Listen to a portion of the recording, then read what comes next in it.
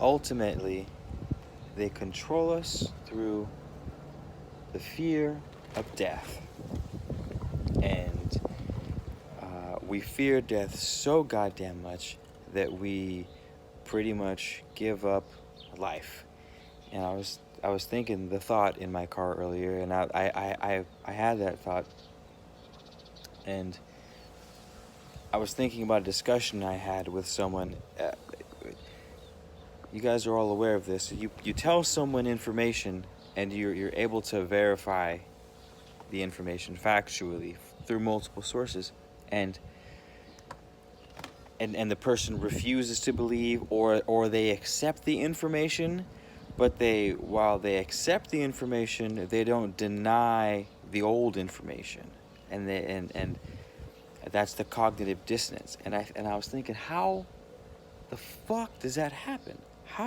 Honestly, how does that happen? Not that I'm like being a dick or that I'm trying to talk shit, but I mean, I would like to know the mechanics of how you can accept new information that's verifiable according to your own standards, but not let go of the old at the same time, because you have to let go of the not truths if you want to accept the truth. And so you get caught in this middle place where you're like, all right, I'm not a fool, so I have to accept the truth, but also I'm so caught in that hypnotic rhythm of the old pattern that I can't, or that I'm unwilling, or usually a combination of both, to get rid of the old stuff. And that's what is the thought I had. It was death, ultimately. To some degree or another, I believe death just sort of looms over everyone, and it just fucks up everyone's decisions. Not death in and of itself, but how we perceive death. And it's like, we don't have direct experience with non-existence. We only ever have experience. So why would it? There are such things as death, objectively speaking. Like there's a death of a particular ego that is Keith Garcia. Like this ego will die, but like the thing behind that, the me that's coming through the physical thing that you're seeing, like there's a Keith existing, right?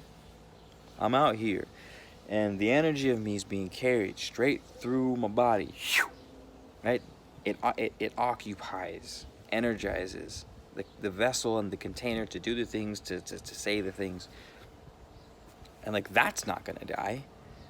The vehicle that I'm operating, but I'm not saying I'm not afraid of death, like no, or that you shouldn't be afraid of death. Like no, I'm not. Like let's not be ridiculous.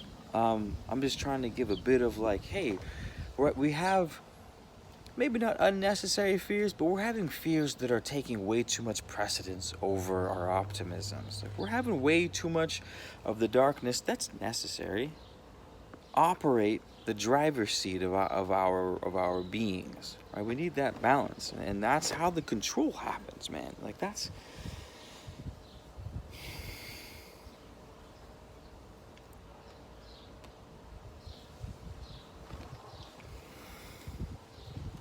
it's just I don't know.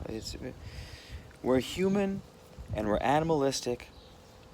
And I think that's sort of why we need to ascend out of the humanness, is because to be so animalistic is to have a lot of the animal characteristics carry over, and I mean that literally, like the bear or the owl, the things, for the most part, as far as we know, I could be wrong, like they're just survival. Like what do I do to survive? What do I do to reproduce? They're not necessarily sort of reflecting on life. They're not thinking about the sunset and what it means to their future in the past, for example. Like,